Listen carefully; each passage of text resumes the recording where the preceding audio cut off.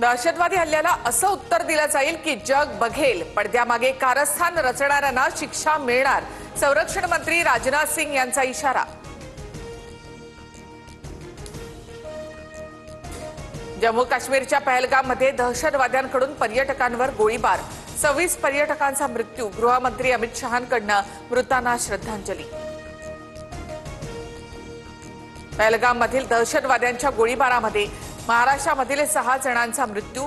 संजय लेले आणि दिलीप देसले 2 मृत पर्यटकांचा पार्थिव मुंबईमध्ये आणण्यात आलं. गृहमंत्री अमित शहांची पहलगाममधील घटनास्थळाला भेट. शहांकडून हल्ल्याचा आढावा तर अमित शहांकडून जखमी पर्यटकांची विचारपूस.